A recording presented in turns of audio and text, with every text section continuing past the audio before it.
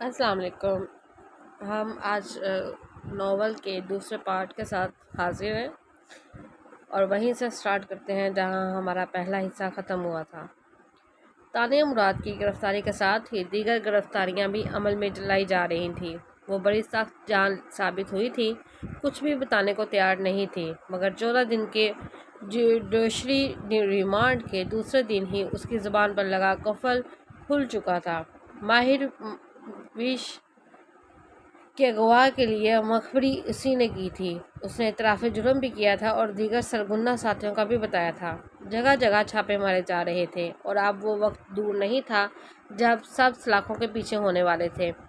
پورے ایک ہفتے کے بعد آج وہ چین کی نیند سویا تھا۔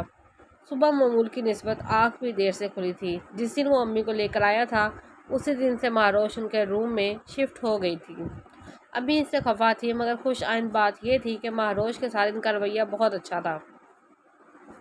اسے اس جانب سے کم از کم تسلی ہو گئی تھی کہ ان تمام دنوں میں اس کا براہ راست اس سے آمنا سامنا نہیں ہوا تھا۔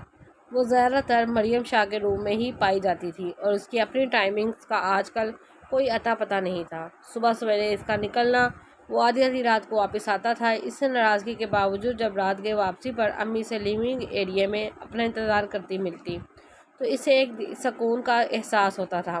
اب بھی فریش ہو کر وہ نیچے آیا تو اسے ڈائننگ ٹیبل پر بیٹھی سیب کاٹتی دکھائی دی۔ ان کے پاس آ کر سلام کرتے وہ کرسی کھینچ کر بیٹھ چکا تھا، جس کا انہوں نے بنا اس کی طرف دیکھے آہستگی سے جواب دیا تھا۔ آسیہ، مشتبہ کے لیے ناشتہ بنا دو۔ ساتھ ہی ملازمہ کو بھی آواز لگائی گئی تھی۔ وہ مسکرا دیا تھا۔ مائیں ناراض ہو کر بھی کہاں بے نیاز ہو پاتی ہیں۔ ابھی تک خفا ہیں۔ اس کی بات پر ان کے ہاتھ رکے تھے۔ سر اٹھا کر اسے دیکھا۔ ناراض نہیں ہوں، بس تم سے اتنی ناعاقبت اندیشی کی توقع نہیں تھی مجھے۔ گہرا سانس بھرتے وہ دوبارہ سیب کی کاشیں بنانے لگی تھیں۔ امی، آپ کو اپنی تربیت پہ بھروسہ کرنا چاہیے۔ اگر میں راہ چلتی عورت کی عزت کرتا ہوں تو کیا خود سے منسلک عورت کی نہیں کروں گا؟ ہمدردی میں ہی صحیح، مگر اب تعلق جوڑا ہے تو پورے دل سے نبھاؤں گا بھی۔ وہ بیوی ہے میری، میرے نام سے جانی جائے گی، میری عزت کہلائے گی۔ اپنی عزت کی عزت کروانا بھی میری ذمہ داری ہوئی اور چچا جان سے بھی بات میں خود کر لوں گا۔ آپ فکر نہ کریں، بس ساتھ دیجیے گا، انشاءاللہ سب ٹھیک ہو جائے گا۔ آہستہ آہستہ مہروش بھی نارمل ہو جائے گی۔ ان کے ہاتھ سے چاقو لے کر رکھتے اپنے ہاتھ میں ان کا ہاتھ لیے وہ مکمل سنجیدگی لیے بہت سوچ سمجھ کر اس دن پوچھے ان کے سبھی سوالوں کا جواب دے رہا تھا۔ اتنے دن لینے کا مقصد بھی خود کو سمجھنے کا تھا۔ وہ اپنے احساسات اور جذبات کو ہر زاویے سے پرکھ کر اس کی حیثیت کا تعین کرنا چاہتا تھا۔ اتنے دنوں بعد مریم شاہ نے بیٹے کو مسکرا کر دیکھتے اس کا ہاتھ تھپ تھپا کر کہا تھا، میں دوں گی تمہارا ساتھ مشتبہ، مگر احتیاط سے بیٹا، یہ مشکل ہونے والا ہے۔ اس کی نفسیاتی جذباتی حالت بہت قابل رحم ہے۔ پچھلے 8 دن سے وہ میرے ساتھ رہ رہی ہے۔ تم جانتے ہو اس نے ہاتھ جوڑ کر منت کی تھی کہ میں اسے اپنے ساتھ یا اپنی ملازمہ کے ساتھ رہنے دوں۔ وہ کسی صورت تمہارے روم میں رہنے کو تیار نہیں تھی۔ رات کو اٹھ کر روتی ہے، ارد گرد سے بے خبر کہیں کہیں گھنٹے خیالوں میں کھوئی رہتی ہے۔ پکارے جانے پر چونک سی جاتی ہے۔ ٹی وی پر بھی کوئی مردانہ آواز سن لے تو بھدک جاتی ہے۔ اسے سمیٹنا بہت مشکل ہونے والا ہے۔ میری تو چند دنوں میں ہی بس ہو گئی ہے۔ اس کی حالت پر دل خون کے آنسو روتا ہے۔ اب بھی افسردگی سے کہتے ان کی آنکھوں میں نمی کی آمیزش تھی۔ مشتبہ جو بری طرح سے ان کی جانب متوجہ تھا، قدموں کی آہٹ پر پیچھے مڑا تھا۔ آسمانی رنگ کی قمیض کے ساتھ سفید شلوار اور بڑے سے چکن کے دوپٹے کو اچھے سے سر پہ لیے وہ اپنا بایاں گال بھی پوری طرح چھپائے ہوئے تھی۔ دائیں جانب سے نیم چہرہ دکھائی دیتا تھا۔ سامنے غیر متوقع طور پر اسے پا کر اس کے قدم وہیں پر جم سے گئے تھے۔ آنکھوں پہ اود آتی وحشت اور چہرے پہ پھیلا خوف مشتبہ کو بھی محسوس ہوا تھا۔ اپنے دونوں ہاتھ کی مٹھیاں اس قدر زور سے بھینچی تھیں کہ اپنے ہی ناخن ہتھیلی میں پیوست ہو گئے تھے۔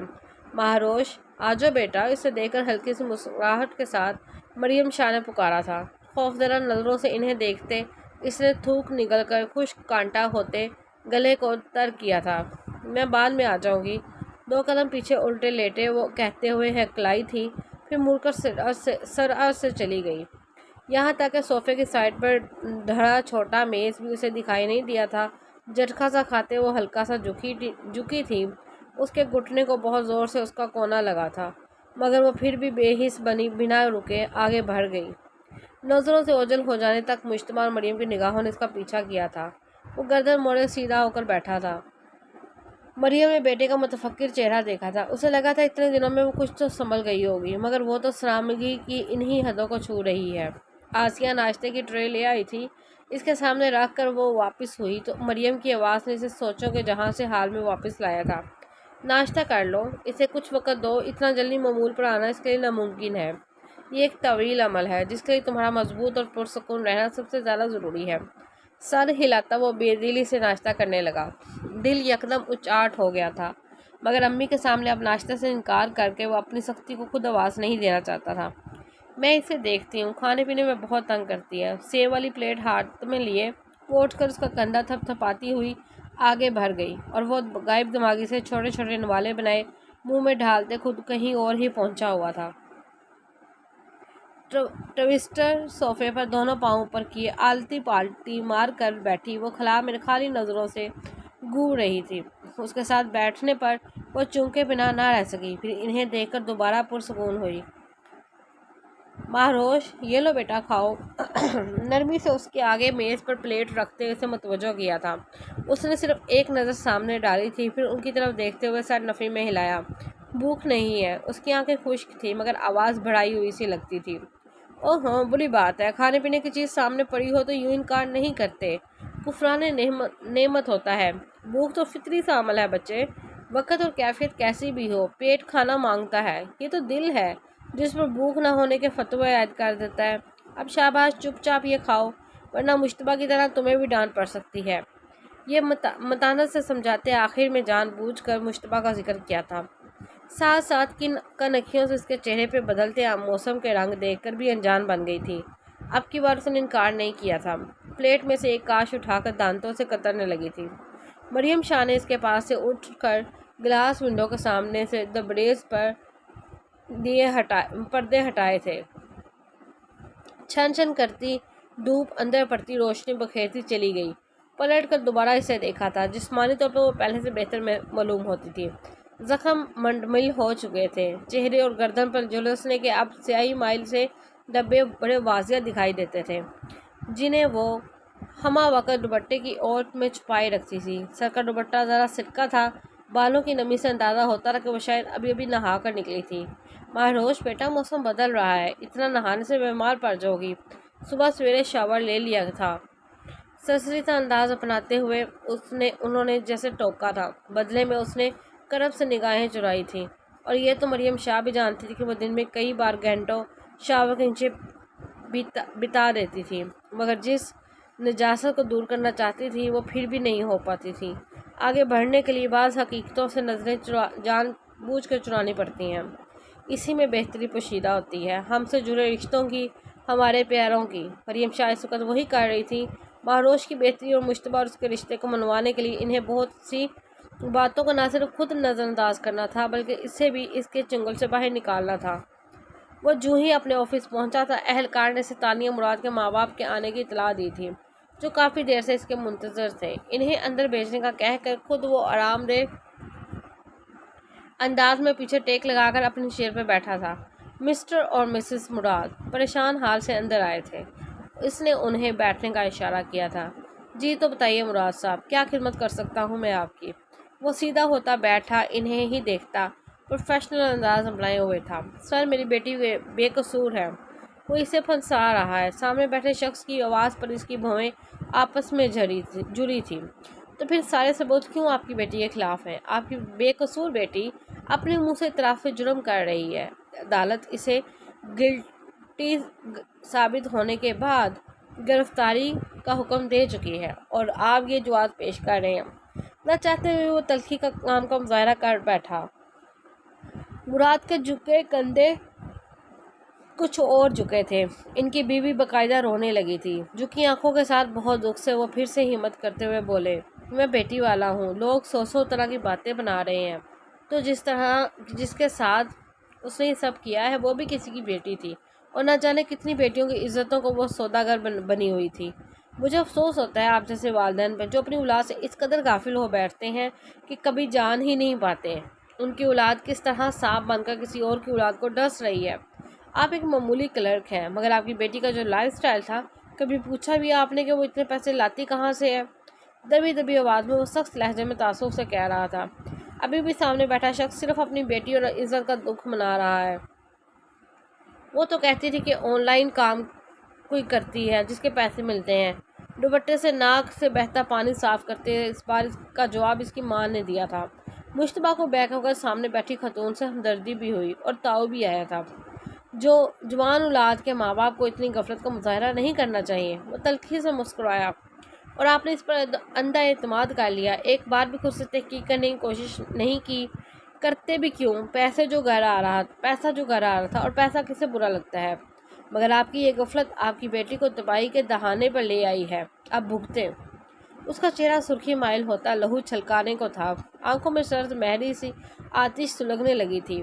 वो जानता था वो सफाकी की पर उतर आया था, मगर इस वक्त इन दोनों को देखकर सच में इसका खून खोल उठा था। ऐसे ही लोग होते हैं जो अपनी औलाद को सरकशी के घोड़े पर सवार खुला छोड़ देते हैं और वो दूसरों के घरों की ज़मीनतें कुचलते चले जाते हैं। फिर एक वक्त ऐसा आता है जब मुंह के बल गिरते हैं, तब इनके माँ बाप की आंखें खुलती हैं। बेहतर होगा आप लोग यूँ पुलिस स्टेशन का चक्कर लगा कर अपने आप को ना थकाएं। हाँ, अदालत आप रजू कर सकते हैं, मगर मैं आपको यकीन दिलाता हूँ ड्रग सप्लाई और इसके साथ ज़्यादती के लिए मुआवन कार बनने जैसे संगीन जराइम में इंशाल्लाह वहाँ से भी आपको मायूसी ही होगी। अपनी बात पर जोर देते कहकर गोया बात ख़त्म करते हुए होंठों को सख्ती से बाहम पे वस्त किए वो सामने रखी फाइल खोलने लगा था।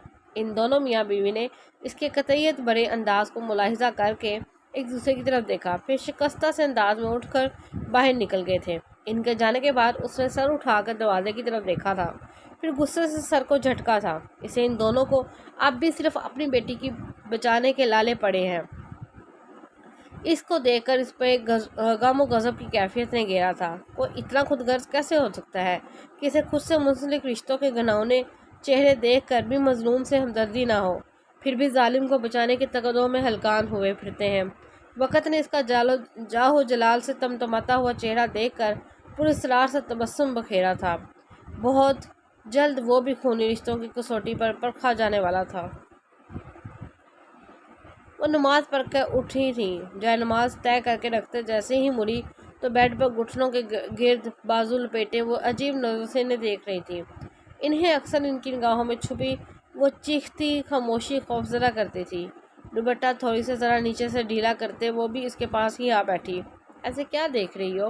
वो पूछे बिना ना रह सकी तो उसकी तरफ देखते हुए पूछ बैठी, आप कितनी खुशकिस्मत हैं अम्मी, अल्लाह ने आपको अपने सामने खड़ा होने की तौफीक दे रखी है। हसरत भरे लहजे में उनको देखते हुए आहिस्ता आवाज़ में बोली तो मरियम शाह मुस्कुरा दी। इतने दिनों में ये इसका पहला तवील जुमला था। इसकी चुप टूटने लगी थी। ये दर तो अल्लाह ने हर मुसलमान के लिए खोल रखा है, बल्कि वो ज़ात तो मुंतज़र रहती है। कौन है जो उसकी पुकार पर लब्बैक कहता चला आएगा, फिर फलाह वाला कहलाएगा। उनके नरमी से कहने पर वो चुप रही थी, बस वीरान आंखों से उन्हें देखती रही। तुम भी नमाज़ पढ़ा करो बेटा, दिल को सुकून सा आ जाता है। उसे खामोश देखकर वो फिर से बोली तो मारोश ने ताज्जुब से इन्हें देखा था। मैं कैसे नमाज़ पढ़ सकती हूँ? सरासिमा सी हुई वो इन्हें चौंका गई। क्यों बेटा, तुम्हें नमाज़ पढ़ना नहीं आती? इन्हें हैरत हुई। वो उदासी से मुस्कुराई। नहीं आती तो है, आपको पता है फजर को तो मेरी आंख अलार्म बजने से पहले ही खुल जाती थी। अब्बू को भी मैं ही जगाया करती थी नमाज के लिए, मगर तब तो मैं पाक थी। अल्लाह के सामने खड़े होने में शर्मिंदगी नहीं होती थी। वो रुकी थी, फिर थोड़ा और उनकी तरफ सिरक कर इनका हाथ पकड़ा था।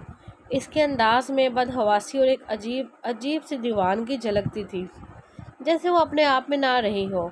आंखों से अश्क भी रवां होने को थे, जैसे बर्दाश्त का दामन ना चाहते हुए भी हाथ से छूट रहा है। मगर अब तो मैं पाक नहीं रही, मैं नजिस हो गई हूँ, और ये ऐसी गंदगी मेरे वजूद से चिमट गई है कि बार बार गुस्ल करने से भी दूर नहीं हो रही। इतना रगड़ रगड़ कर नहाती हूँ, फिर भी देखें वहीं की वहीं हूँ, पाक ही नहीं हो पाती। अल्लाह तो पाक है, वो पाकीज़गी को पसंद करता है। मैं ऐसी हालत में कैसे उसके रूबरू खड़ी हो जाऊँ? इसके दर्द में डूबे अल्फाज इन्हें शीशे से चूर कर रहे थे। वो तकलीफ़ भरी नज़रों से बस इसे देखती रह गई, जिसके गाल अब आंसुओं से तर होने लगे थे। इनकी अपनी ज़बान गंग रह गई थी। कुछ भी बोलने से कासे سامنے بیٹھی 18 سال کی لڑکی کے یہ الفاظ انسانیت کے منہ پر تماچے جیسے تھے۔ یہ اللہ کی بنائی کیسی مخلوق تھی جسے اپنا نائب مقرر کر کے دنیا میں اتارا گیا تھا، مگر اس کی کریہ صورت ایسے سامنے آئی جس کا شکار ہوئی ایک معصوم جان بنا جرم کے بھی خود کو گناہگار تصور کرتی۔ انسانوں نے تو کیا، خالق سے بھی چھپتی پڑ رہی تھی۔ بنا کچھ بھی کہے انہوں نے اسے اپنی آغوش میں سمیٹ لیا تھا۔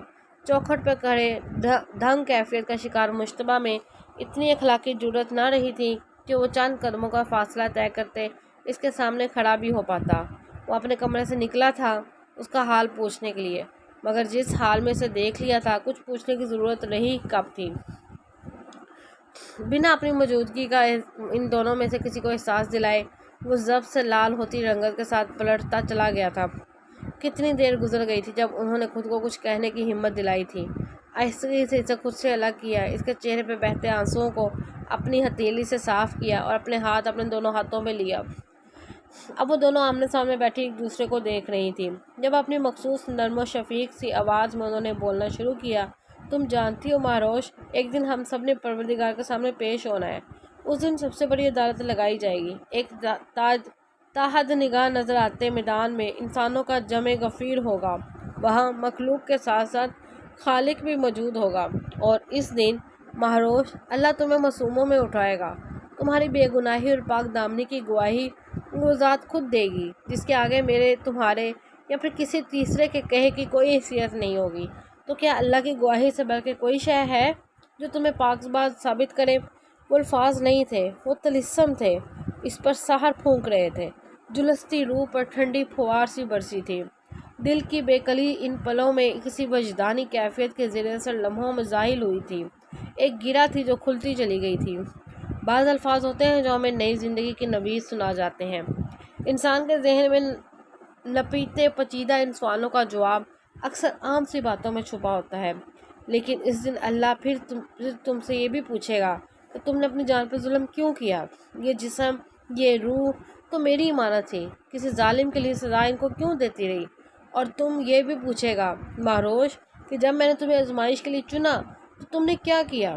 سورۃ توبہ میں اللہ پاک فرماتا ہے کہ انسانوں تک صرف وہی مشکل آتی ہے جسے اللہ اس تک آنے دیتا ہے۔ ہر تکلیف اللہ کے اذن سے آتی ہے، کیونکہ وہ دیکھنا چاہتا ہے کہ کون ہے جو تنگی اور تکلیف میں بھی مجھے یاد رکھے گا اور باخوشی صبر کرے گا۔ خوشحالی میں تو سبھی شکر کر لیتے ہیں، یہ تو مصیبت ہے جو آ جائے تو کمزور ایمان والے اللہ سے بدظن ہونے لگتے ہیں، لیکن جن کا ایمان مضبوطی کے لیے ہوتا ہے وہ جان لیتے ہیں کہ اگر اللہ نے اس آزمائش کے لیے مجھے منتخب کیا ہے تو بے شک اس میں کوئی مصلحت پوشیدہ ہے جو فی الحال مجھے نظر نہیں آ رہی، مگر میرا رب سب جانتا ہے، سب دیکھتا ہے۔ اور جو صبر کرتے ہیں، ایک وقت آتا ہے جب اللہ ان پر شکر کرنے کے در کھول دیتا ہے۔ میں یہ دعا کرتی ہوں مہروش کہ اللہ تمہیں یہ توفیق دے، اور تم دیکھنا کچھ سالوں بعد ہی صحیح وہ تمہیں بتائے گا ضرور اس نے تمہیں اس مشکل میں کیوں ڈالا تھا، اور وہ اپنی مصلحتوں کے راز بھی تم پر کھول دے گا۔ شرط صرف یہ ہے کہ تم صابر رہو۔ اب اٹھو، وضو کرو اور پورے حق کے ساتھ اس کے روبرو کھڑی ہو جاؤ، اور اب وہ اب بھی تمہارا منتظر ہے۔ اس کے سامنے جی بھر کے رو بھی لینا، کیونکہ جو انسان اللہ کے سامنے روتا ہے، خالق پھر اس کے آنسو مخلوق کے سامنے کبھی نہیں رولتا۔ اپنا سارا درد کہہ دینا، وہ بہترین طبیب ہے۔ پھر دیکھنا وہ کس طرح تمہاری روح کو ہیل کرے گا، تمہارے دل کو پھر سے آباد کرے گا۔ اس کا ہاتھ تھپ تھپا کر آخر میں مسکرائی تھی۔ ان کی باتوں کے زیر اثر وہ کسی اور ہی جہاں کا سفر طے کر رہی تھی۔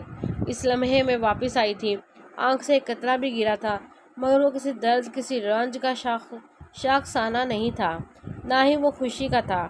وہ سکون کا آنسو تھا، اور وہ انمول تھا۔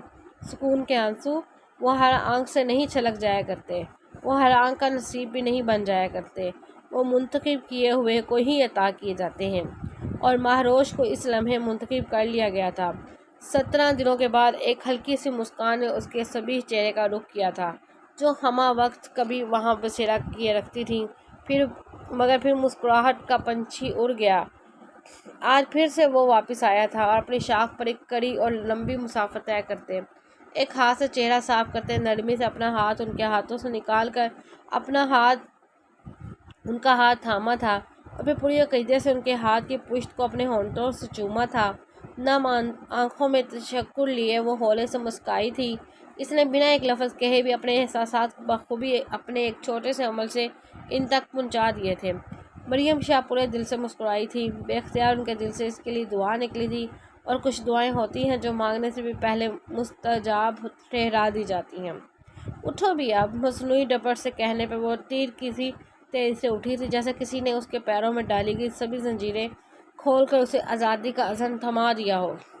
جس لمحے وہ جائے نماز پر کھڑی ہوئی تھی، مریم شاہ دانستہ کمرہ چھوڑ گئی تھی۔ اس نے نیت باندھی تھی، پوری توجہ سے وہ نماز پڑھ رہی تھی۔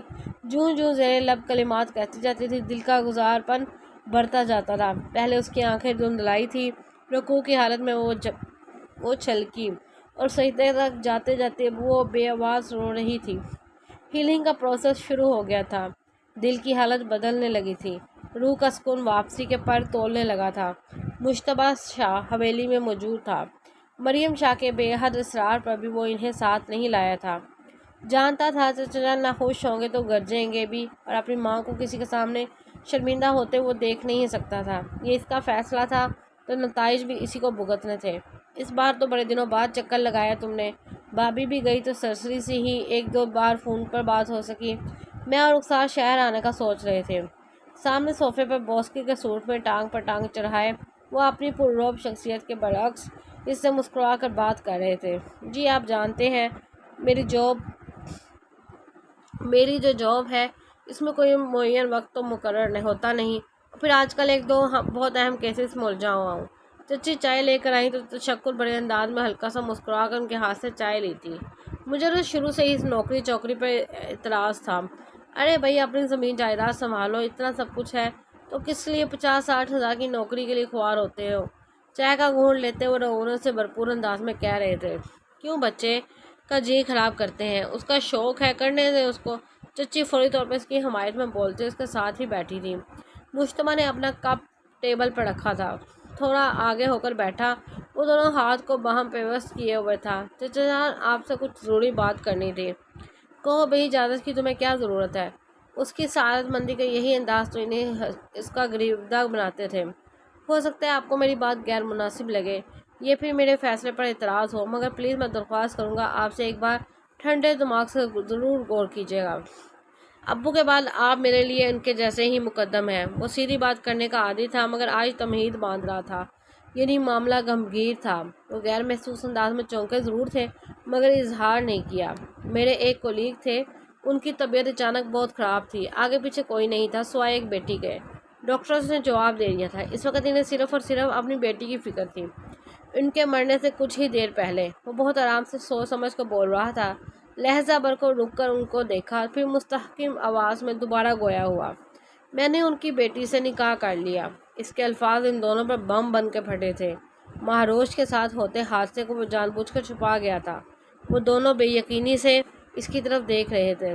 پہلے ہوش فرید شاہ کو آیا تھا، جن کی بے یقینی اب غصے میں تبدیل ہو چکی تھی۔ چہرے کا رنگ متغیر ہوا تھا۔ کیا بکواس کر رہے ہو؟ ایسے کیسے تم نے نکاح کر لیا؟ شدید اشتعال میں وہ ایک جھٹکے سے بیٹھے تھے، اٹھ کھڑے ہوئے۔ چہرے پہ ناگواری کی دھبیس طے جمی ان کو پرجلال بنا رہی تھی۔ وہ بھی اٹھ کر کھڑا ہوا تھا۔ یہی سچ ہے، آپ کو پہلے نہیں بتا سکا، اس لیے معذرت چاہتا ہوں۔ امی یہاں جو بات کر کے گئی تھی، میں اس کے لیے بھی معافی چاہتا ہوں۔ انسان جو سوچتا ہے اس پر تقدیر کا لکھا سبقت لے جاتا ہے۔ فریحہ، خبردار جو میری بیٹی کا نام بھی اپنی زبان سے لیا تو اسے تم سے 1000 درجے بہتر مل جائے گا۔ وہ ہاتھ اٹھا کر اس کی بات کاٹتے سلگتی آواز میں پھنکارے تھے۔ رخسار بھی جیسے ہوش میں آتے اٹھ کھڑی ہوئی تھی۔ مجتبیٰ نے تائیدی انداز میں سر ہلایا تھا۔ صحیح کہہ رہے ہیں آپ، یقیناً ایسا ہی ہوگا، مگر مہاروش کو اس وقت مجھ سے کوئی بہتر مل پانا ناممکن تھا۔ جھکی آنکھوں کے ساتھ وہ اب بھی بہت احترام سے ان کی کڑوی کسیلی نہ صرف سن رہا تھا بلکہ بنا برا منائے اپنے کیے کی وضاحت بھی دے رہا تھا۔ وہ بڑے تھے، ناراض ہونے کا حق رکھتے تھے۔ اس کی بات پر انہوں نے تیش بھری آنکھوں سے تمسخر لیے سے بغور دیکھا تھا۔ چچی اری رنگت کے ساتھ خاموش تماشائی بنی ان دونوں کے منہ تک رہی تھی۔ فضول کی طویلیں مت کرو مجتبیٰ شاہ، صاف کہو تمہارے دل میں چور تھا، تمہاری نیت میں فتور آ گیا تھا، ورنہ نکاح کرنا ہی ناگزیر نہیں تھا۔ تم اسے پناہ بھی دے سکتے تھے، बाद में कोई मुनासिब रिश्ता लेकर ब्याह देते। जहरखंद लहजे में उसे लताड़ रहे थे। दूसरे लफ्ज़ों में वो उसकी नीयत पर शक कर रहे थे। मुश्तबा ने आंखें सख्ती से बंद करते ये इल्ज़ाम भी अपने सर सब्र का घूंट पीते ले लिया। उसका बताया आधा सच उसके हाथ बांध गया था। जो भी था, महारोश उसकी बीवी की हैसियत से इसके ख़ानदान में जानी जाने वाली थी। आज नहीं तो कल उसका इन सब से वास्ता पड़ना था। वो नहीं चाहता था कि उसके साथ हुए हादसे की किसी को भिनक भी पड़े, वरना वो शायद कभी इन सब से में सर न उठा सकती। इसकी इज्जत के पंडार को सलामत रखते अगर इसके किरदार पर ज़रा सा हरफ आ भी जाता तो सौदा घाटे का हरगिज़ न था। कौन है वो? किस जात बिरादरी की है? हमारे ख़ानदान के शयान शान भी है कि नहीं, या फिर ऐसे ही मुंह उठाकर किसी भी राह चलती को अपने नाम की खिरात दे आए हो? उसकी चुप ने इसने और ताव दिलाया। 2 कदम आगे बढ़ाकर उनके सामने होते वो तनफ़ुर और रोनियत से गर्दन कड़ाए हुए इससे जवाब तलब भी कर रहे थे। मुश्तबा ने अपने हाथों की मुट्ठियाँ भींच कर खुद पर ज़ब्त के पहरे बैठाए थे। वो मामला सुलझाने आया था, बिगाड़ने नहीं। मेरी और आपकी तरह ही आदम की औलाद है, मुसलमान है, एक इज़्ज़तदार और शरीफ बाप की बाहिया बेटी है। मेरे लिए इसका इतना हवाला ही काफ़ी है। अपने नाम की चादर किसी को खिरात में नहीं दी जाती, मान मोहब्बत और एहतराम से दी जाती है चचा जान। उसकी आंखें अब भी नीची थी, आवाज़ अब भी मध्यम थी, मगर लहजे के उतार चढ़ाव और सख्ती चुगली खा रहे थे। उनकी बात इसे किस कदर गड़ा गुजरी है। मत कहो मुझे चचा जान, खो चुके हो तुम यह हक। देख लिया मैंने तुम्हारी नज़र में अपनी अहमियत। जब इतना सब कर ही चुके हो तो मज़ीद क्या स्याह करो या सफ़ेदी मेरी बला से। ऊंची आवाज़ में धारते कहर और लूत आवाज़ उस पर किए वो कंधों पर फैली चादर झटक कर तेज़ कदमों से वहाँ से मुड़कर जीने चढ़ते गए। लब भींच कर अफसुर्दगी से उसने गर्दन मोड़कर उन्हें देखा था। अम्मी ने ठीक कहा था, ये सब इतना आसान नहीं था। कहीं मुहाज एक साथ खुल गए थे। अपने शाने पर दबाव सा महसूस करते हुए चूम कर मुड़ा था। रुखसार इसके करीब खड़ी पर मुलाल होने के बावजूद मुस्कुरा रही थी। फिक्र मत करो, अभी गुस्से में हैं, कुछ दिन तक ठीक हो जाएंगे, फिर हम आएंगे अपनी बहू को मिलने इंशाल्लाह। इसका बाजू थपथपाते हुए वो अपने मखसूस बेरया से अंदाज में कह रही थी। मुश्तबा को खुशगवार हैरत ने आन लिया था। शुक्रिया चच्ची मुझे समझने के लिए। मुझे वाकई में अफसोस है, और अम्मी तो बिना किसी गलती के भी इस कदर शर्मिंदा है कि आपसे बात तक नहीं कर पा रही। ममनून सी फीकी मुस्कुराहट ज़बरदस्ती होंठों पर लाए वो इनका हाथ थामे खड़ा था। शर्मिंदगी की क्या बात है बेटा, ये तो नसीबों का खेल है। मैं खुद भाभी को फ़ोन करूँगी। तुम बहुत अच्छे हो मुश्तबा, हमने फरीहा के लिए हमेशा से तुम्हारा ही सोचा था, मगर ये फैसले इंसानी इख्तियार से बहुत दूर के हैं। अल्लाह तुम दोनों को खुश आबाद रखे और मेरी फरीहा के हक़ में भी बेहतर करे।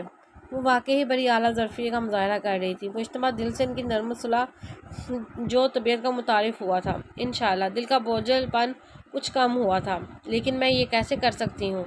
होंठ काटते वो मुतज़ब से सामने बेड पर बैठी किताबें देख रही थी, जो कुछ देर पहले ही मरियम शाह ने वहाँ ला कर रखी थी। मुश्तबा के पैगाम के साथ इसे 2 माह बाद होने वाले इम्तिहानात की तैयारी करनी है। मरियम ने वॉशरूम की तरफ जाते हुए रुककर मुड़ते से देखा था, जो बेचारगी से अब हाथों की उंगलियां मरोड़ रही थी। क्यों नहीं कर सकती, अभी काफ़ी टाइम है। और मुश्तबा बता रहा था कि मैट्रिक में तुम्हारी बोर्ड में दूसरी पोजीशन आई थी, इंशाल्लाह तैयारी हो जाएगी। उनका अंदाज समझाने वाला था। इसके सवाल में छुपे मफहूम को वो जानबूझकर नज़रअंदाज करती अपनी मन मंशा का जवाब दे रही थी। अम्मी आप क्यों नहीं समझ रही, ये पढ़ाई वगैरह मेरे बस की बात नहीं है। वो हर दर्जा बेबसी का शिकार हुई थी जब अकब से आती आवाज़ पर इसे सांप सूंघ गया था। तो तुम समझा दो अम्मी, ना सही मैं ज़रूर समझना चाहूँगा। दरवाजे के बीचों बीच वो पुश्त पर हाथ बांधे खड़ा था। महारोश के चेहरे पर तगय्युर के बादल मंडलाते कहीं रंग बिखेर गए थे। खौफ, घबराहट, परेशानी और बेयकीनी। इतने दिनों में वो कभी भी मरियम शाह के कमरे तक नहीं आया था। वो उसकी वहाँ मौजूदगी की तवक्को नहीं कर रही थी, इसके लिए वो इस घर में होकर भी कभी कहीं नहीं था। बमुश्किल 2 से 3 बार इसे घर में देखा था। जहाँ वो पाया जाता था वहाँ से वो जादू की छड़ी घुमाकर जैसे गायब हो जाती थी। मरियम शाह गैर महसूस अंदाज में वाशरूम में गायब हो चुकी थी। अपने खता होते ओसान के साथ वो ये भी महसूस नहीं कर पाई थी कि इसके कदमों की चाप अब इसके नज़दीक आती जा रही थी, और हर आहट के साथ उसकी सांसें भी डूबती जाती थी। दुपट्टे का कोना सख्ती से मुट्ठी में जकड़े वो पत्थराई आंखों से कोई पत्थर का मुजस्मा ही मालूम होती थी। वो बिल्कुल इसके सामने आ खड़ा हुआ था। महारोश की निगाहें उसके लेदर के स्लीपर्स में मुक़य्यद साफ़ व शफाफ पैरों पर ठहरी थी। उसे अपना आप मफलूज होने का एहसास बड़ी शिद्दत से हुआ था। آج چاہ کر بھی وہ وہاں سے قدم تک نہیں ہلا پا رہی تھی، اور مشتبہ شاہ کو لگا تھا کہ اس نے اس کے روبرو یوں کھڑے ہو کر اپنے پیر پر خود کلہاڑی ماری تھی۔ وہ پہلی بار اسے یوں فرصت سے اتنے نزدیک سے دیکھ رہا تھا۔ نارنجی رنگ کے دوپٹے کو سر پہ لیے وہ پوری طرح سے کھلے چہرے کے ساتھ اسے پہلی بار دیکھ رہا تھا، جیسے جب بھی دیکھا تھا نیم رخ ہی دیکھا تھا، اور یہ دیکھنا ہی اس کے دل پر قیامت ڈھا گیا تھا۔ وہ کتابی چہرہ کسی شاعر کی غزل کے جیسا تھا، جیسے بنانے والے نے بڑی فرصت اور مہارت سے ایک ایک نقشہ بڑی چاہ سے تخلیق کرتے اپنی مصوری کا منہ بولتا ثبوت دیا ہو۔ اس پر صاف رنگت جس میں اس قدر پلپلاہٹ گھلی ہوئی تھی، مگر پھر بھی آنکھیں حیران ہوتی نظر ہوئی جاتی تھی۔ بائیں گال پر 3 جگہ سیاہی مال سگریٹ کے داغنے سے بنے چھوٹے چھوٹے سے دھبے بڑے واضح اس کی صاف و شفاف جلد پر دکھائی دیتے تھے، جیسے چاند پر موجود داغ روشن چاندنی میں اور بھی نمایاں ہونے لگتے ہیں۔ کتنے پل تو مبہوت سا وہ اسے دیکھتا رہا، جب اختیار اس کے منہ سے نکلا، ماں، وہ اسے چاند سی ہی تو لگتی تھی۔ اپنی آواز کان میں پڑنے پر وہ خود ہی جیسے کسی خواب سے بیدار ہوا تھا۔ خود کو سرزنش کرتے خفت سے واش روم کے بند ڈور کو دیکھا تھا۔ دل کو ذرا تسلی ہوئی۔ ہوش کرو مشتبہ شاہ، بیوی بھلے اپنی ہے مگر ابھی کمرہ اپنا نہیں ہے، نہ تو موقع محل ہے اور نہ ہی دستور، اور جیسے محترمہ کے حالات نظر آتے ہیں ایسے کوئی دور دور تک آثار دکھائی بھی نہیں دے رہے۔ دل ہی دل میں خود کو سناتے اس نے ذہن پر زور دیا تھا، اور یہ یاد کرنے کے لیے کہ وہ کیا بات کر رہا تھا۔ پھر اسے یوں ہی مٹی کا مادو بنے دیکھ کر اس کے دہر جانے کے ڈر سے خود ہی بول اٹھا تھا، نذیر صاحب کا ایک ہی خواب تھا، تم بہت سارا پڑھو اور پھر اپنے پیروں پہ کھڑی ہو۔ وہ اکثر کہتے تھے میری بیٹی بہت بڑی افسریانی بنے گی، تمہاری ہر چھوٹی بڑی کامیابی پہ وہ بچوں کی طرح خوش ہوتے تھے، تم سے ان کی بہت سی امیدیں جڑی تھی، تو کیا اب ان کے جانے سے تم وہ سب بھول جاؤ گی؟ آج اگر وہ زندہ ہوتے تو کیا تمہیں ایسے اپنی تعلیم ادھوری چھوڑتے دیکھ کر انہیں دکھ نہیں ہوتا؟ زندگی جمہود کا نہیں تغیر کا نام ہے، جب تک سانسیں چلتی ہیں انسان کو لڑنا پڑتا ہے، یوں ہار ماننا تو بزدلوں کا شیوا ہے، اور جس بہادر انسان کو میں جانتا تھا اس کی بیٹی اتنی ڈرپوک کیسے ہو سکتی ہے؟ نذیر صاحب بھلے اس دنیا سے چلے گئے ہوں مگر تم انہیں خود میں زندہ رکھ سکتی ہو، ان کے خواب کو تعبیر کا رنگ دے کر، کیونکہ خواب کبھی نہیں مرتے۔ باقی تمہیں کوئی فورس نہیں کرے گا، آخری فیصلہ تمہارا ہوگا۔ بڑی مہارت سے اس اپنی ترکش میں موجود سبھی 3 نشانے داغ داغ کر لگاتے وہ اچھے سے اس کے ذہن میں اپنی بات بٹھاتے اس کی سوچوں کو اپنے لفظوں کا قیدی بنا کر آخری فیصلے کی آزادی سے سونپ رہا تھا۔ ابو کے ذکر پر آنکھیں پھر سے برسی تھیں، حالانکہ پچھلے 1 ہفتے سے وہ بالکل نہیں روئی تھی۔ اپنی بات مکمل کرتے ہوئے ایک گہری نظر اس پر ڈال کر واپس مڑ گیا تھا۔ اس کے دور ہوتے ہی مہاروش کو لگا تھا جیسے موت کا فرشتہ اس کے سر سے ٹلا ہو۔ کب سے رک رک کے آتی سانس کو آزاد چھوڑتے اس نے دروازے کی جانب دیکھ کر اس کے جانے کی یقین دہانی کی تھی، پھر بیڈ پر رکھی بکس کو دیکھا تھا۔ اس لمحے الجھن اس کے چہرے پہ بڑی واضح تھی۔ بھائی آئے نہیں ابھی تک۔ 21 سالہ روحان معمول سے ہٹ کر مریم شاہ کو کچھ گھبراہٹ کا شکار لگا تھا، جو بار بار کوریڈور کی طرف دیکھتا ایک ٹانگ اضطرابی کیفیت میں ہلا رہا تھا۔ ابھی آتا ہوگا، کوئی پریشانی ہے روحان؟ جانچتی نظروں سے اسے دیکھتے وہ نرمی سے استفسار کر رہی تھی۔ وہ یکدم سنبھلا تھا، ٹانگ کی جنبش میں سکوت آیا تھا، چہرے پر ہلکا تغیر آیا تھا جیسے اپنی چوری پکڑے جانے کا خدشہ ہو۔ اگلے ہی لمحے خود کے تاثرات پر قابو پاتے وہ زبردستی مسکرایا تھا، نہیں تائی جی، ایسی تو کوئی بات نہیں ہے، آپ جانتی تو ہیں میں دوستوں کے ساتھ دبئی گیا ہوا تھا، اتنے دنوں بعد آیا ہوں تو بس چاہ رہا تھا کہ بھائی سے بھی ملاقات ہو جاتی، پھر حویلی کے لیے نکلنا ہے۔ اپنی گھبراہٹ چھپانے کے بڑی تفصیلی جواب دے گیا تھا۔ آسیہ تب تک جوس لے آئی تھی، اس سے چھوٹی چھوٹی باتیں کرتے وہ جوس پی رہا تھا۔ جب مہروش وہاں آئی تو اسے دیکھ کر وہ جیسے اپنے دھیان میں آ رہی تھی، وہیں تھم سی گئی تھی، ہاتھ بے اختیار سر پر سلیقے سے جمے دوپٹے پہ جا رکا تھا، جسے تھوڑا اور آگے کرتے اس نے اپنا چہرہ چھپانے کی تگ و دو کی تھی۔ روحان کی غیر ارادی نگاہ اٹھی تھی اور پھر اسے دیکھ کر ٹھٹکتی پلٹنے سے انکاری ہوئی تھی۔ ہاتھ میں پکڑے گلاس پر گرفت مضبوط کرتے اسے گرنے سے بچایا تھا۔ مریم شاہ نے بھی مہروش کو دیکھ لیا تھا۔ آؤ مہروش، ادھر آ جاؤ بیٹا۔ اس کی حالت کو سمجھتے انہوں نے اس کی توجہ اپنی جانب مبذول کروائی تھی۔ بدقت قدموں کو گھسیٹتے وہ ان تک آئی تھی، پھر اڑی ہوئی رنگت کے ساتھ ان کے پہلو میں ان سے چپک کر بیٹھی تھی، جیسے ان میں ہی کہیں خود کو چھپانے کی سعی میں ہو۔ انہوں نے بھی اس کی جذباتی کیفیت کے پیش نظر اس کو اپنے بازو کے حصار میں لیتے جیسے اپنے ساتھ ہونے کا یقین دلایا تھا۔ مہروش یہ روحان ہے، مشتبہ کا چھوٹا بھائی، اور روحان یہ ہے مہروش۔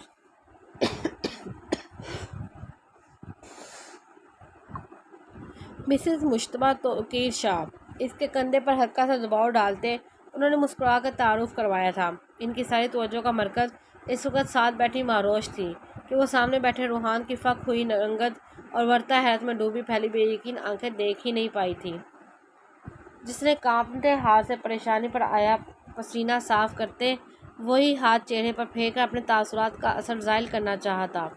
مہروش اب بھی اس کی طرف نہیں دیکھ رہی تھی۔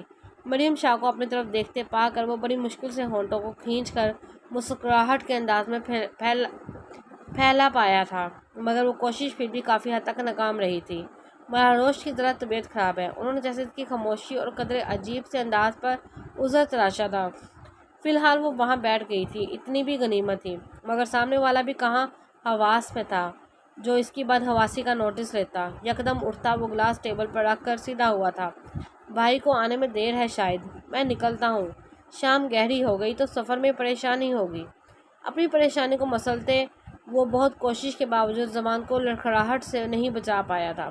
آج رات ادھر ہی رک جاؤ، کل صبح چلے جانا بیٹا۔ وہ بھی اٹھ کھڑی ہوئی تھی۔ نہیں تائی جی، امی کو آنے کی اطلاع کر چکا ہوں، وہ انتظار کر رہی ہوں گی۔ ان کے پاس آتے وہ تھوڑا سا جھکا تھا۔ مریم شاہ نے محبت سے اس کی پیٹھ تھپ تھپائی تھی۔ اس نے ایک نظر پھر اس جامد وجود پر ڈالی تھی، اس آس کے ساتھ کہ شاید وہ اس کی نظروں کا دھوکہ ہو، مگر وہ مجسم حقیقت بنی اسے شدید ذہنی اور جذباتی انتشار کا شکار کر رہی تھی۔ اللہ کی ایمان بچے، خیر سے جاؤ، پہنچ کر اطلاع کر دینا۔ اسے دعاؤں کے سائے میں رخصت کرتی وہ اس کے ساتھ دروازے تک آئی تھی۔ سر ہلا کر اللہ حافظ کہتا وہ لمبے لمبے ڈگ بھرتا وہاں سے سرعت سے نکلا۔ مریم شاہ اس کے عجیب و غریب انداز پر کتنی دیر وہاں کھڑی الجھتی رہی، پھر سر جھٹک کر واپس مڑی۔ السلام علیکم، اس کی آواز کے ساتھ ہی چھناکے کی آواز گونجی تھی۔ وہ مہروش کے ہاتھ سے گلاس زمین بوس ہوتے کئی ٹکڑوں میں بٹ کر منتشر ہوا تھا۔ کسی کو اس کے سلام کا جواب دینے کا ہوش بھی نہ رہا تھا۔ مشتبہ کے ساتھ ساتھ مریم شاہ نے بھی پریشان نظروں سے دیکھا تھا۔ سنبھل کر مہروش، پاؤں میں چبھ جائے گا۔ ہانڈی میں ڈوئی ہلاتے انہوں نے فکر مندانہ لہجے میں اسے ٹوکا تھا، جو اب حواس باختہ سی کانچ کے بکھرے ٹکڑوں پر قدم رکھنے کو تھی۔ دروازے کے فریم میں کھڑے مشتبہ کو اس وقت سب سے زیادہ خود پر ترس آیا تھا۔ شاید ہی کوئی بیوی ہوگی جو اپنے شوہر کا اس درجے پرتپاک استقبال گھر آنے پر کرتی ہوگی۔ جس رفتار سے اس گھر میں آج کل برتن ٹوٹ پھوٹ کا شکار ہو رہے ہیں، کبھی امکان ہے کہ عنقریب یہاں برتنوں کا کال پڑنے والا ہے۔ والدہ، میرا آپ کو مخلصانہ مشورہ ہے، جلد سے جلد مارکیٹ جا کر کراکری کی شاپ کا چکر لگائیے۔ وردی میں ملبوس، ہاتھ سینے پہ باندھے، وہ دروازے کے فریم سے ٹیک لگائے مسکراہٹ دبا کر سنجیدگی سے کہہ رہا تھا۔ مہروش نے شرمندگی سے آنکھیں میچی تھیں۔ ابھی پرسوں بھی اسے یکدم سامنے دیکھ کر اس کے ہاتھ سے پلیٹ چھوٹ کر گرتے ٹوٹی تھی۔ مریم شاہ بیٹے کو دیکھ کر مسکرائی تھی۔ آنچ ہلکی کرتے وہ مڑی، پھر کچھ سوچ کے مہروش کو آواز لگائی، مہروش بیٹا، مشتبہ کو پانی دینا ذرا۔ آنچ دوبارہ تیز کرتے انہوں نے مصروف سے انداز میں کہا تھا، اور وہ جو ابھی تک گلاس ٹوٹنے پر افسوس کر رہی تھی، اس نئی افتاد پر سٹپٹا کر انہیں دیکھا تھا۔ پھر مڑتی کیا نہ کرتی، مصداق پر عمل کرتے ہوئے مرے مرے قدموں سے فریج میں پانی کی بوتل برآمد کرتے کاؤنٹر پر دھرے گلاس انڈیلنے لگی۔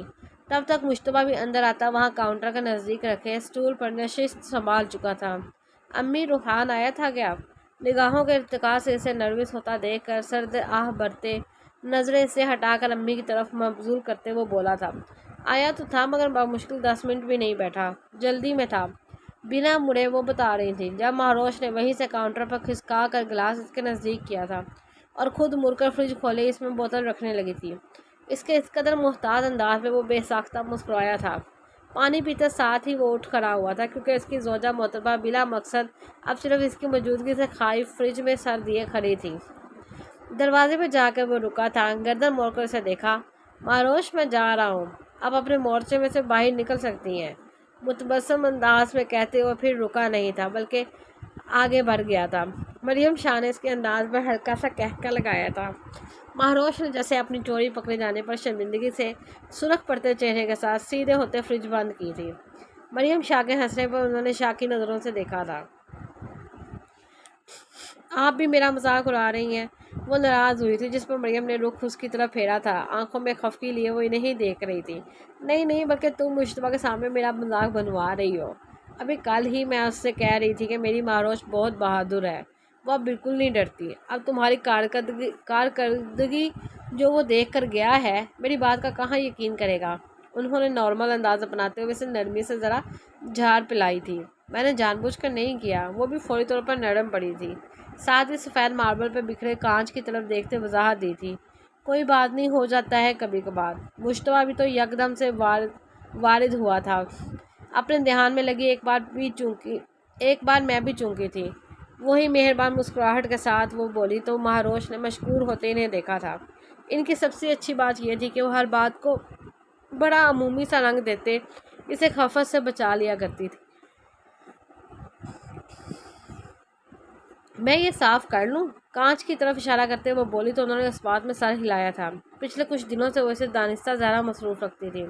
اسے اپنے ساتھ کچن میں لا کر چھوٹے چھوٹے کام اس کے سپرد کرتی تھی، جس سے اس کی طبیعت پر اچھا اثر پڑا تھا۔ بہت سی زہریلی سوچوں نے اس کا پیچھا چھوڑ دیا تھا، اور سب سے زیادہ خوشی انہیں کل رات ہوئی تھی جب وہ انہیں اپنی بکس کھول کر پڑھتی نظر آئی تھی۔ ان کی کوشش آہستہ آہستہ رنگ لا رہی تھی۔ وہ نارمل زندگی کی طرف واپس آ رہی تھی۔ کمرے میں گھور اندھیرے کا راج تھا۔ انہوں نے دیوار پر ہاتھ مارتے لائٹس جلائی تو سارا منظر یکلخت روشنی میں نہاتا چلا گیا۔ بیڈ پر کمبل اوڑھ کر لیٹے وجود نے آنکھوں پر بازو رکھ کر جیسے اس روشنی سے بچنے کی کوشش کی تھی۔ اس وقت یہ اجالا اس کے کہیں راز فاش کرنے کا موجب بننے والا تھا۔ رخسار کے کچھ غیر معمولی سا احساس ہوا تھا، جس کے زیر اثر وہ اس کے بالکل پاس آ کر کھڑی ہوئی تھی۔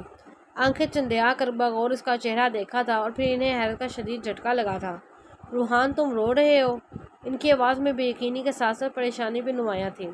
جھک کر اس کی آنکھوں سے تر چہرے کو دیکھا، اس کے بالوں میں ہاتھ پھیرا تھا اور اس نے سرعت سے اپنی سرخ بھیگی آنکھوں سے بازو ہٹا کر دونوں ہاتھوں سے چہرہ صاف کیا تھا۔ نہیں امی، میرے سر میں درد ہو رہا ہے۔ ان کو اپنے سامنے بیٹھتا دیکھ کر وہ نظریں چراتا کمزور سی آواز میں بولا تھا۔ یہ آنسو سر درد کے لیے نہیں ہے، مجھے بتاؤ کیا ہوا ہے؟ ادھر دیکھو میری طرف۔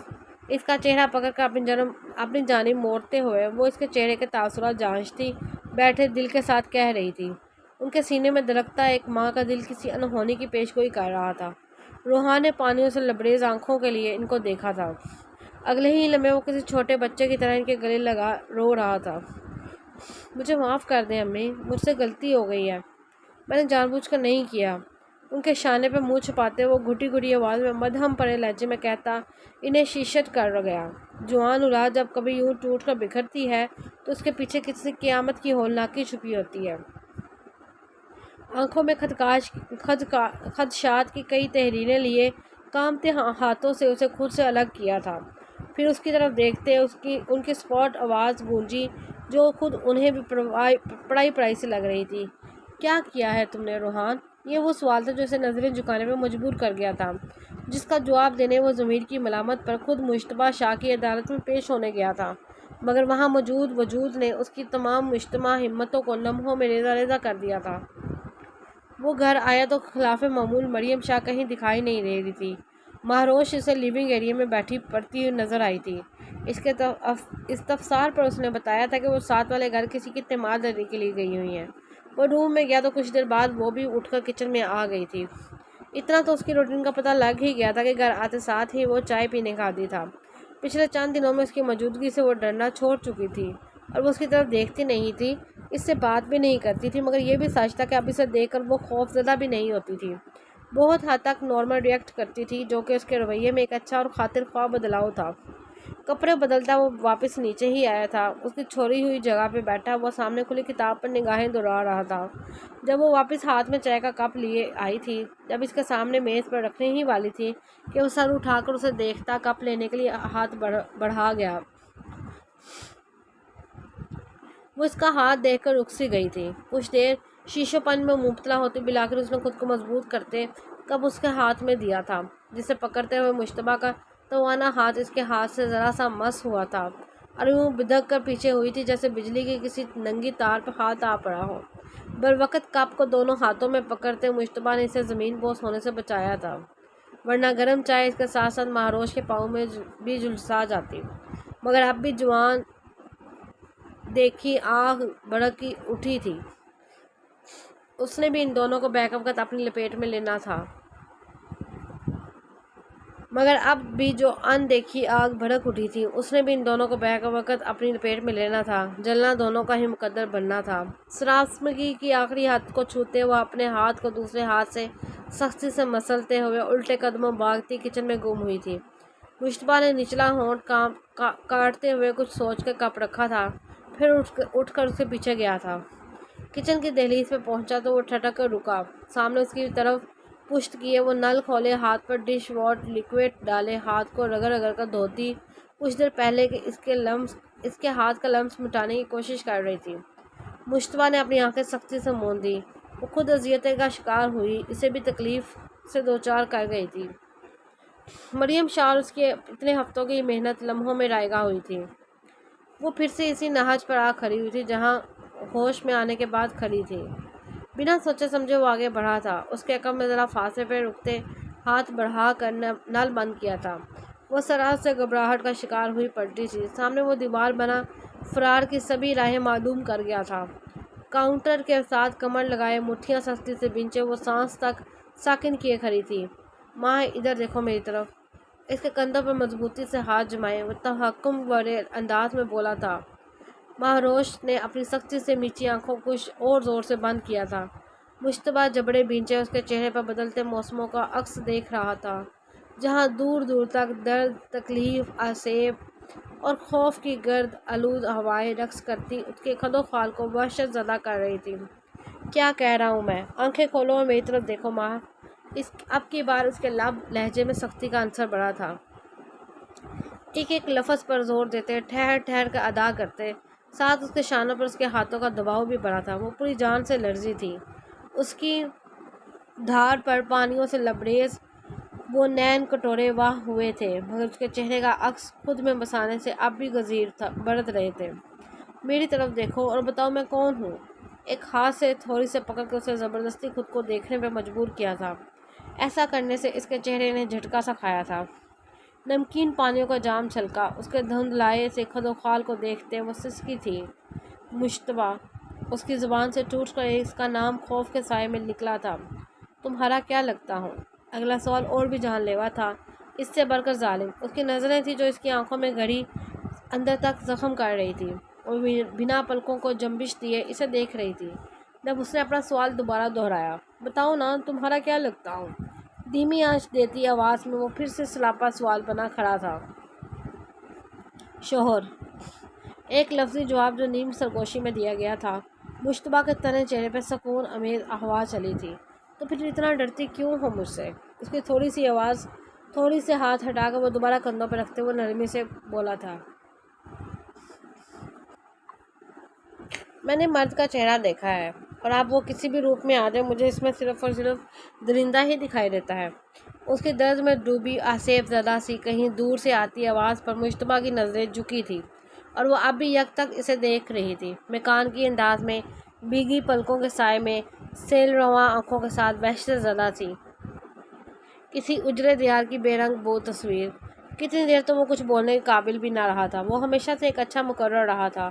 الفاظ کا بیش بہا دریا ہمیشہ اس کی زبان کے کوزے میں قید رہتا تھا، جسے بروقت وہ اپنی فصاحت اور بلاغت کے مطابق بڑی آسانی سے استعمال کیا کرتا تھا، مگر اس وقت وہ سارے الفاظ کہیں کھو سے گئے تھے، اسے انہیں تلاشنا پڑ رہا تھا۔ وہ بے بس ہوا تھا۔ سامنے کھڑی وہ چھوٹی سی لڑکی جو آئینہ اسے دکھا رہی تھی، اس میں دیکھتا تو اسے اپنے قبیلے کے سبھی مردوں کا چہرہ ایک سا مکروہ اور بھیانک نظر آتا، مگر وہ ایسا نہیں چاہتا تھا۔ وہ اسے ایک اور آبگینہ دینا چاہتا تھا جس میں وہ اچھے اور برے میں تمیز کے ساتھ مرد کا مثبت پہلو بھی دیکھے۔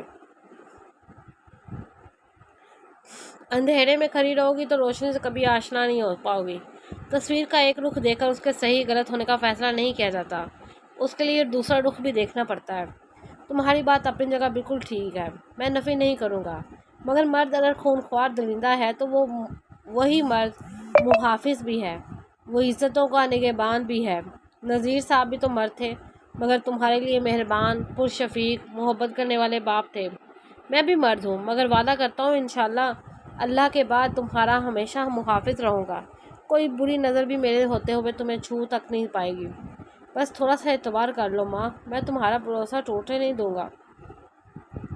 نرم مگر مضبوط پر اثر آواز میں مستحکم لہجے کے ساتھ بولتے، نگاہیں اٹھا کر اس کو ذرا سا اور اپنی جانب کرتے، اس کے سر کو اپنے سینے میں دھڑکتے مضبوط دل کے مقام پر رکھے، وہ آہستگی سے اس کے شانے کے گرد بازو پھیلا گیا تھا، اور ایسا کرنے سے مہاروش نے ہر ممکن مزاحمت کی تھی جسے وہ بالکل بھی خاطر میں نہ لایا تھا۔ تھک کر بالآخر ناکام ہوتے وہ اس کے حصار سے نکلنے کی کوشش ترک کرتے گھٹی گھٹی آواز میں رو دی تھی۔ کیا کچھ یاد نہ آیا تھا؟ یوں لگتا تھا جیسے اس کے حصار میں قید وہ کچھ ہی لمحوں میں بے جان مورت بن جائے گی، سانسیں روٹ جائیں گی، دل کی دھڑکن تھم سی جائے گی، روح جسم کا علاقہ چھوڑ جائے گی۔ اپنی شرٹ پر اس کے آنسوؤں کی نمی اس نے بخوبی محسوس کی تھی۔ اپنے کھتا ہوئے آسان کے ساتھ سانسوں کی بے ربطی کے لیے وہ نہیں جان پائی تھی کہ اس کے یہ آنسو مشتبہ شاہ کے دل پر گرتے اسے سوز و گزار کر گئے تھے۔ آنسو کا ایک ننھا سا قطرہ اس کی آنکھ سے بھی گرا تھا۔ وہ جانتا تھا اس کی قربت میں کھڑی وہ معصوم سی سہمی ہوئی لڑکی ایک دفعہ پھر جان کنی کے عذاب سے دوچار ہوئی ہوگی، مگر یہ ضروری تھا۔ وہ اسے محسوس کرانا چاہتا تھا کہ مرد کے ہر لمس میں ہوس نہیں ہوتی، نفسانی خواہشوں کی یلغاری پوشیدہ نہیں ہوتی، منہ زور حیوانی جذبے نہیں ہوتے جو اپنے ریلے میں کسی کی معصومیت، عزت، مان، اعتبار اور جینے کی چاہ بہا لے جائیں گے۔ کچھ لمس ہوتے ہیں جن میں احساس ہوتا ہے، پاکیزگی ہوتی ہے، اپنے ہاتھ لہو لہان ہونے کے باوجود ٹوٹے اعتبار کی کرچیاں سمیٹنے کا عزم ہوتا ہے۔ کچھ لمس ہوتے ہیں جن میں زندگی ہوتی ہے۔ کب تک ایسے منہ چھپا کر بیٹھے رہو گے روحان شاہ؟ بہت دنوں بعد ذہن کو ذرا دیر کے لیے ہی صحیح ان زہر بری سوچوں کی یلغار سے نکالنے کی صحیح کرتے وہ کتاب کھول کر بیٹھا تھا۔ جسم الگ ٹوٹا ہوا محسوس ہو رہا تھا۔ اس نے میڈیسن بھی لی تھی، آنکھوں کے گرد حلقے اب نمایاں ہوتے تھے اور وہ بیمار لگتا تھا۔ عقب سے آتی آواز پر وہ مڑا تھا جس سے پیچھے رخسار کھڑی تھی۔ اس رات اس کی پوری بات سننے کے بعد بھی وہ کچھ نہیں بول پائی تھی، بس ایک تھپڑ تھا جو پوری قوت سے اس کے چہرے پر تاثیر کیا تھا، اور پھر اسے ملامت بھری نظروں سے دیکھتی وہاں سے چلی گئی تھی۔ پورے 3 دن کے بعد وہ پھر اس کے کمرے میں موجود تھی۔ اس عرصے میں اس کی ہمت نہیں ہو پائی تھی کہ خود سے ان کو مخاطب بھی کرے۔ کتاب بند کرتے وہ سر جھکائے ویسے ہی کرسی پہ بیٹھا رہا تھا تو وہ خود اس تک آئی تھی۔ تمہارے بابا بھی تمہاری عجیب و غریب رویے کی بابت پوچھ رہے تھے۔ ایسے ہی چلتا رہا تو انہیں شک ہو جائے گا، پھر انجام جو ہوگا تمہیں بتانے کی ضرورت ہے۔ اس کی کرسی کی بیک پر ہاتھ رکھتے وہ خدرے سے لہجے میں کہہ رہی تھی۔ نظریں اس کے سیاہ بالوں والے سر پر تھیں جو ندامت کے بوجھ تلے دبا ہوا تھا۔ ابو مجھے جان سے مار دیں گے، مریل سی آواز میں فقط اتنا ہی بولا تھا۔ اس کی تھوڑی اس کے سینے سے لگی ہوئی تھی، ہاتھ گود میں دھرے وہ ایک دفعہ پھر سے مختلف سوچوں کی قید میں آ چکا تھا۔ تو پھر جاؤ اور اپنی غلطی کا اعتراف کرو، مشتبہ کو سب سچ سچ بتا دو۔ دل کراہ کرتے وہ اس سے نظریں ہٹاتے ہوئے بولی تو روحان نے بے یقینی سے ان کا چہرہ دیکھا۔ کتنی دیر وہ انہی خالی نظروں سے دیکھتا رہا، پھر کمرے کے خاموش ماحول میں اس کی سرسراتی ہوئی آواز سنائی دی تھی، بھائی پہلے تو پھر صرف ہاتھ پاؤں توڑتے، اب تو سیدھا سیدھا گولی ہی مار دیں گے۔ تھوک نکل کر کہتے اس کا رنگ زرد پڑا تھا۔ وہ 21 سالہ لاؤبالی سا لڑکا جس نے ابھی ٹھیک سے جوانی کی دہلیز پہ قدم بھی نہ رکھا تھا، اس وقت کسی چھوٹے بچے کی طرح خوفزدہ ہو رہا تھا۔ وہ ماں تھی، دل نرم پڑتا چلا گیا۔ ابھی وقت ہے روحان، اپنی غلطی سدھار لو۔ جو غلطیاں وقت رہتے سدھار لی جائیں وہ سبق تو بڑا دیتی ہیں مگر ناسور نہیں بنتی۔ ہو سکتا ہے اسی طرح مشتبہ کو کچھ مدد مل جائے۔ اس کے سر پہ ہاتھ رکھتے اس بار وہ ذرا نرمی سے گویا ہوئی تو اس کے ساتھ لپٹتے وہ ایک بار پھر سے رو دیا۔ اس کی پشت لاتے ہوئے ان کی اپنی آنکھیں بھی بھیگی ہوئی تھیں۔ ساری حقیقت جاننے کے بعد انہیں مشتبہ شاہ پر فخر ہوا تھا۔ وہ اس قابل تھا کہ ان پر ناز کیا جاتا۔ انہیں یاد آیا اس دن کتنے ضبط سے فرید شاہ کی ہر تلخ بات وہ سہ گیا تھا، بنا ماتھے پہ کوئی شکن لیے۔ وہ کسی کو حقیقی معنوں میں اپنا تحفظ فراہم کرتے اسے اپنی چادر سے ڈھانپ گیا تھا۔ ظلم کے خلاف کھڑا ہونا ہی مشکل ہے، مگر وہ بیک وقت مظلوم کا سہارا بھی بن گیا تھا، اور مریم شاہ خوش نصیب تھی جس کو ایسا بیٹا نصیب ہوا تھا۔ مشتبہ شاہ اس سے بھی بڑھ کر قسمت کا دھنی تھا کہ اس کی تربیت مریم شاہ جیسی ماں نے کی تھی۔ تانیہ مراد کے ذریعے ہونے والی معلومات پر ڈرگس ڈکیٹنگ سے متعلق کافی گرفتاریاں عمل میں لائی جا چکی تھیں۔ چھوٹی مچھلیوں سے ہوتے ہوئے اب بڑے مگرمچھوں کے گرد بھی دائرہ تنگ کیا جا رہا تھا۔ تانیہ نے اعتراف جرم کیا تھا کہ اس نے زبان کھولی تھی، اور جو انکشافات کیے تھے وہ بہت دل خراش اور روح کو لرزا دینے والے تھے۔ وہ مڈل کلاس سے تعلق رکھنے والی ایک خوبصورت اور چالاک لڑکی تھی، اور ایسے ہی لوگ عموماً بڑے مگرمچھوں کے اعلیٰ کار ہوتے ہیں جن پر شک کرنا بھی مشکل ہو۔ وہ 7-8 لوگوں پر مشتمل ایک گروپ تھا جس میں وہ بھی شامل تھا۔ یونیورسٹی میں لڑکے اور لڑکیوں کو بڑی تعداد میں نشے کی لت لگانے والے ایک بہت بڑے گینگ کا وہ چھوٹا سا حصہ تھا۔ وہ بہت بڑی اسامیوں کے حامل والدین اور خاص کر امراء کے بچوں کو اپنے جال میں پھنساتے تھے۔ ہبا عابد بھی اس کا مہرہ بنی تھی، اور خود بھی گناہوں کی دلدل میں دستی بخوشی اپنی نفسانیت کا وقار کھو چکی تھی۔ یہ سب ان کے لیے ایک تھرل تھا، زندگی میں کچھ نیا، کچھ خطرناک کرنے کی جستجو۔ ایسے لوگوں کو حلال اور حرام کا فرق نہیں پڑتا، وہ بس نفس کے غلام بن کر رہ جاتے ہیں۔ ہبا کو بھی بہلا پھسلا کر اپنے ساتھ گھر لے جا کر ڈرگس کی بھاری مقدار کا استعمال کر کے وہ اسے اپنے گروپ میں موجود درندوں کے منہ کا نوالا بنا چکی تھی۔ پکڑے جانے کے ڈر سے اسی رات اس کا گلا گھونٹ دیا گیا تھا۔ اگلی صبح وہ مردہ حالت میں پائی گئی تھی۔ ڈی آئی جی عابد شیرازی کو اس نے روتے ہوئے اس کے ڈرگس لینے کی کہانی سنائی تھی، ساتھ ہی یہ یقین بھی دلایا تھا کہ وہ اس کے منع کرنے کے باوجود یہ سب کرتی رہی تھی، اور جلد ہی وہ اس بارے میں انہیں سب کچھ بتا دینا چاہتی تھی۔ ہبا کے بیگ میں سے ڈرگس برآمد ہوئے تھے، جس کے بعد عابد شیرازی نے رسوائی کے ڈر سے اس بات کو باہر نہیں نکلنے دیا، اور یوں ہبا عابد کی موت کو طبعی موت کے طور پر آنکھوں کے سامنے لوگوں کے سامنے لایا گیا تھا۔ اس کے بعد وہ کہیں بار ان کے گھر بھی جاتی رہی تھی۔ اس کی حالت سے ایسا ہی لگتا تھا جیسے اپنی دوست کے مرنے پر وہ شدید غم و صدمے کی کیفیت میں ہو۔ مہاروش بھی اس کی فاقیت کی بھینٹ چڑھی تھی۔ وہ معصوم اور خوبصورت سی ایک غریب باپ کی بے ریا سی بیٹی، جو کبھی کبھار اس کے پاس کوئی بہت مشکل ٹاپک سمجھنے آیا کرتی تھی۔ اسے اپنے باپ کا خواب پورا کرنا تھا اور بہت سا پڑھ لکھ کر کچھ بننا تھا، مگر وہ انجان تھی جسے وہ آپی کہتی تھی، جسے وہ علم کا اجالا لینے آتی تھی، وہی اس کو اندھیروں کا مسافر کر دینے والی تھی۔ اس کے گھر سے نکلنے کے ساتھ ہی اس نے اپنے پہلے سے الرٹ ساتھی کو کال کی تھی، اور پھر سریراہ اسے کلوروفارم سنگھا کر اٹھا لیا گیا تھا، جس کے بعد اسے ایک ویران انڈر کنسٹرکشن ایریا لے جا کر درندگی کا نشانہ بناتے اسے ڈرگس کی بھاری ڈوز دے دی گئی تھی، جس کے بعد ان کا خیال تھا وہ خود ہی مر کھپ جائے گی، مگر وہ بچ گئی تھی، اور اس کا بچنا کسی معجزے سے کم نہیں تھا، جس کا اعتراف ڈاکٹرز نے بھی کیا تھا۔ ڈیوٹی آف ہونے کے بعد وہ سیدھا اس کے اپارٹمنٹ آیا تھا۔ یہ وہی اپارٹمنٹ تھا جہاں دوران تعلیم وہ خود بھی رہائش پذیر تھا۔ جاب کے بعد جب اس نے گھر لیا تب مریم شاہ نے اور اس نے بے حد اصرار کیا تھا کہ وہ ان کے ساتھ گھر پر رہے، مگر وہ راضی نہیں ہوا تھا۔ ٹی وی لاؤنج میں ایک دوسرے کے سامنے بیٹھے وہ اس کے بولنے کا منتظر تھا۔ جیسے پہلی نظر دیکھتے ہی اسے تشویش لاحق ہوئی تھی۔ اندر کی جانب دھنسی آنکھیں، سیاہ حلقے اور مان پرتی رنگت، کچھ تو تھا جو اسے اندر ہی اندر کھائے جا رہا تھا، اور پھر وہ راز بھی کھلتا چلا گیا تھا۔ اس رات وہ اپنے اپارٹمنٹ میں تھا جب ثاقب کی کال آئی تھی۔ وہ اسے ایک جگہ کا پتہ بتا کر اسے جلد سے جلد وہاں پہنچنے کا بول رہا تھا۔